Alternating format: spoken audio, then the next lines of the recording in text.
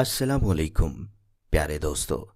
सीरतुन नबी सल्लल्लाहु अलैहि वसल्लम को समझने के लिए ज़रूरी है कि हम नबी करीम सल्लल्लाहु अलैहि वसल्लम के आबा व अजदाद की ज़िंदगियों के बारे में भी कुछ न कुछ इल्म रखें। आप सल्लल्लाहु अलैहि वसल्लम के दादा कौन थे और तारीख़ में उनके अहम कारनामे क्या हैं। आप सल्लल्लाहु अलैहि वसल्लम का शजरा नसब क्या था, इस सब का हमें इल्म होना चाहिए। इसलिए दोस्तों, बिल्कुल मुख्तसर अल्फाज में आपको नबी करीम सल्लल्लाहु अलैहि वसल्लम का शजरा नसब बताते हैं और ये बताते हैं कि आप सल्लल्लाहु अलैहि वसल्लम के दादा हज़रत अब्दुल मुत्तलिब का नाम अब्दुल मुत्तलिब कैसे पड़ा और उनका असल नाम क्या था। इसके बाद बात करेंगे जमजम के कुएं के बारे में। याद रहे कि हज़रत इब्राहीम अलैहिस्सलाम के बेटे हज़रत इस्माईल अलैहिस्सलाम के 12 बेटे थे। उनकी नस्ल इस कदर हुई कि मक्का मुकरमा में न समा सकी और पूरे हिजाज में फैल गई। उनके एक बेटे केदार की औलाद में अदनान के बेटे माद और पोते का नाम नज़ार था। नज़ार के 4 बेटे थे, इनमें से एक का नाम मज़र था। मज़र की नस्ल से कुरैश बिन मालिक पैदा हुए। ये फ़हर बिन मालिक भी कहलाए। कुरैश की औलाद बहुत हुई। इनकी औलाद मुख्तलिफ कबीलों में बट गई। उनकी औलाद से कसा ने इक़्तिदार हासिल किया। कसा के आगे 3 बेटे हुए, उनमें से एक अब्दुल मनाफ थे, जिनकी अगली नस्ल में हाशिम पैदा हुए।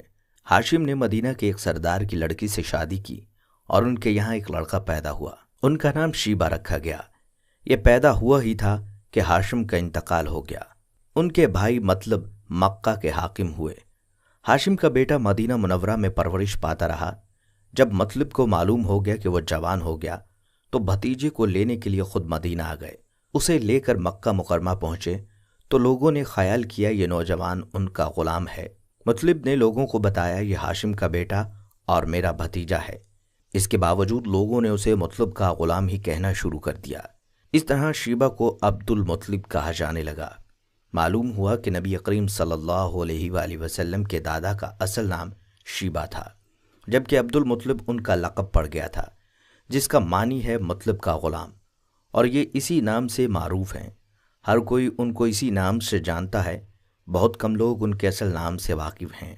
दोस्तों, इन्हीं अब्दुल मुत्तलिब के यहाँ अबू तालिब, हमज़ा, अब्बास, अब्दुल्ला, अबू लहब, हारिस, ज़ुबैर, ज़रार और अब्दुर्रहमान पैदा हुए।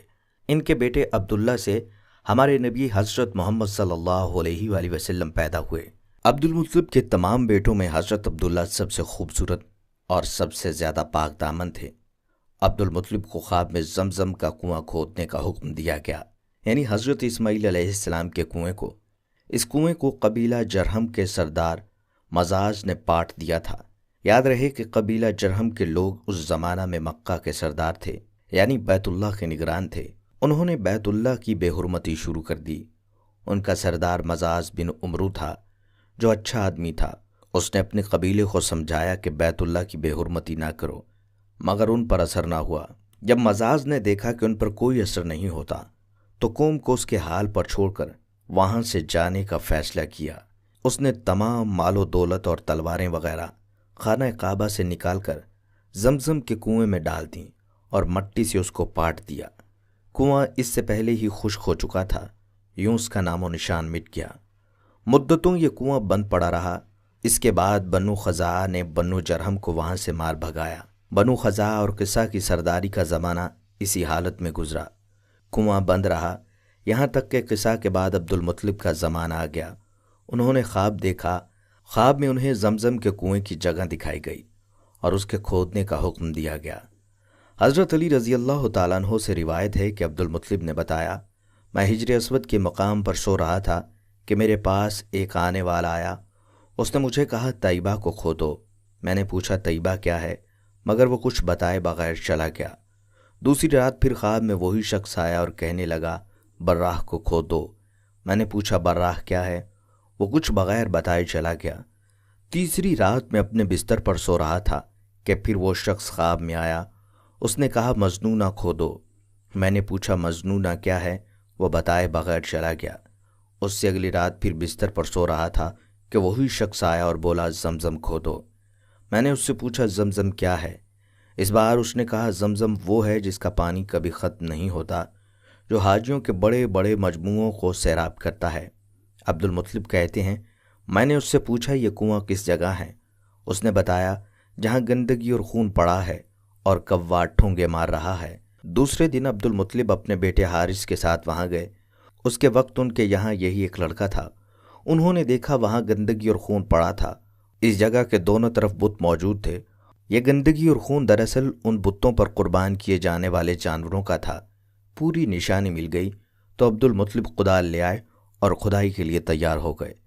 लेकिन उस वक्त कुरैश वहां पहुंच आए। उन्होंने कहा, अल्लाह की कसम, हम तुम्हें यहाँ खुदाई नहीं करने देंगे। तुम हमारे इन दोनों बुतों के दरमियान कुआं खोदना चाहते हो जहां हम उनके लिए कुर्बानियां करते हैं। अब्दुल मुत्तलिब ने उनकी बात सुनकर अपने बेटे हारिस से कहा, तुम इन लोगों को मेरे करीब ना आने दो। मैं खुदाई का काम करता रहूँगा, इसलिए कि मुझे जिस काम का हुक्म दिया गया है मैं उसको ज़रूर पूरा करूँगा। कुरैश ने जब देखा कि वो बाज आने वाले नहीं तो रुक गए। आखिर उन्होंने खुदाई शुरू कर दी। जल्द ही कुएं के आसार नजर आने लगे।